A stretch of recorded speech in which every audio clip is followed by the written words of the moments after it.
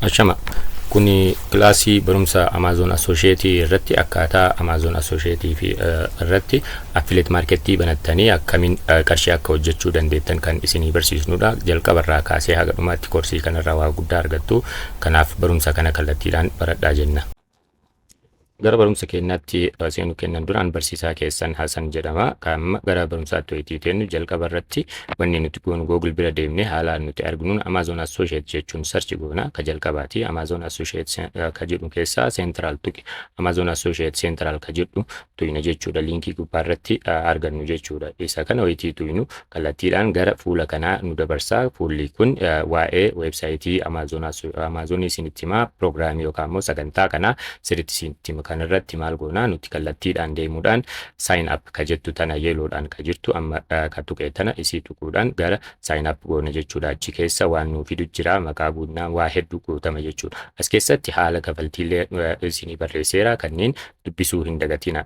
Wayitii gara wanni keenyaatti seenu sign up gochuudhaan gara wayitii sign up goonu formii tokkotti nu dabarsa. Formiin nuti seenu sign in ka jettu tana dhiisneetiin create an account yookaan immoo create Amazon Associate account ka jettu tana tuquudhaan as keessa maqaa yookaan immoo maqaa guutuu keessan galchitanii achi email keessan asitti galchitanii achi passwordii digitii 6 ka qabu karaakteriillee kan qabu hashtag maali kanneen ka jedhan kanneen ka qabu as keessatti guunnaa jalaanillee maal goonaa passwordii masan kallattiidhaan itti guunna jechuudha. Haala kanaan sirriitti itti guutuudhaan maal goonaa create an Amazon account jennaan achi maal nun jedha verify email address nun jedhe verify email address in OTP nu ergeera email amma itti guunne kanan email keessa seenuudhaan email keenya keessa seenuudhaan OTP nuuf ergame haala kanaan baasnee kallattiidhaan gara lakkoofsa digitii 6 nu ergame san eessatti guunna bakka verify nun jedhu sanitti guunna jechuudha. Email keetiin lakkoofsa digitii 6 siif ergame kana bakka laaltee sanniin as biratti guunne jechuudha. Anaaf kana ergame haala kanaan digitii 6 tanniin asitti guutaa jechuudha. Erga akkas goone booda email keenya keessa waan argine itti aansuun wanni nuti goonu maal inni kallattiidhaan create nu godhee waan formii guutuu qabnu kallattiidhaan nu kaahaa jechuudha. Anuma argitaniin OTP itti galchineen booda gara formii kanaatti nu geessa. Formiin kun waan hedduu waan guutamuu qabu hedduu qaba. Jalqabarratti maqaa guutuu qabna. Maqaa keenyaas keessatti guutuudhaan galchinaa. Address line 1 illee address line 2 jechuun bakka teessoo keessan sirriitti guutamuu qaba. Keessattuu Amazon irraa affiliate irraa namoonni biyya Ameerikaa, Kanaadaa, UK, USA ammas biyya Dubaay jirtan baay'ee fayyadamuu waan dandeettaniif itti fayyadamaa. Anillee Itoophiyaa keessa taa'ee baay'ee fayyadamaara. Gama kanaan address line 1 address line 2 keessan sinuun beeytanii biyya keessatti illee jira.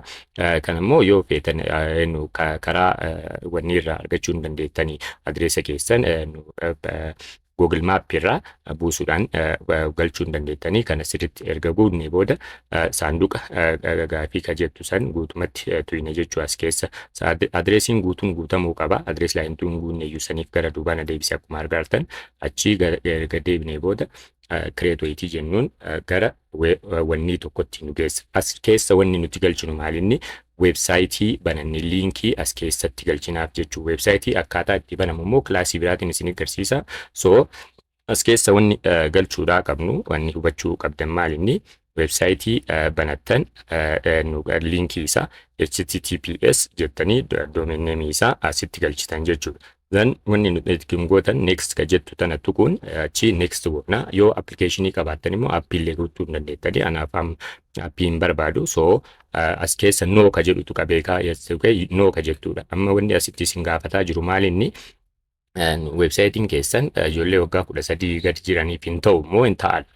Yoo wanni publish gootan sanii gadi ta'e nu yes gootanii yookaan immoo no ka jedhu tuquudhaan next gootan. As keessa immoo wanni isinii fidu as keessa maqaa keessan guutuu qabdanii dan rikaapchaadha. Asii maqaa websaayitii keessanii asitti galchitanii fi reefu domain name fi URL galchine yookaan immoo maqaa websaayitii keessaniiti asitti galchitanii achi descriptionii websaayitii keessanii immoo as keessaa hin galchitanii amma fakkeenyaaf damiinaadhaan banee damiinaa ka jedhu saniin achi barumsa kanaaf jechuu damiinaa business group ka jedhu asitti galchee achi description isaallee as biraa fideetiin sanumatti nageessin yoo barbaadan barreessuu dandeettan jechuudha description keessan. Then akkaataa maaliin websaayitiin keessan ka jedhu immoo as keessatti guuttanii then itti aansuudhaan recaptcha as jala argitan kana guuttanii kallattiidhaan wanni isin gootan maalinni recaptcha as keessa lakkoofsa as keessa jiru kan erga guuttanii booda maqaa store keessaniiti gubbaarratti maqaa store keessanii ka guuttanii then description store keessaniiti itti aansuun kallattiidhaan ka wanni itti deemtan jechuudha. Akkuma argartan erga maqaa store keessanii descriptionii erga guuttaniin booda recaptcha asirratti erga guuttanii then wanni gootu maalinni next jennaani next erga wayitii jennuun innu akkanatti load gochuudhaan load erga nu godhee booda gara affiliate programmara taaneerraa jechuudha isinii galcha. Haala kanniiniin as keessa waan guutamuu qabu sirriitti dubbistanii then congrats jedhee aliyaara faasaadaq jedha then next godhaanii naa baneera. So Amazon affiliate creator rewind is here. Amma Amazon affiliatein kenna haala kanaan banamee jechuudha. Kun akkaataa sign up itti goonudha. Kal video biraatiin video itti aanuun immoo haala kamiin waan itti bananne kana itti fayyadamnaa ka jedhuu fi itti aansuun immoo akkaataa websaayitii itti banannu immoo kan wal barsiisnu ta'a. Waan wajjin turtaniif galatoomaa. Ani barsiisaa keessan Hasan Muhammad Hussein.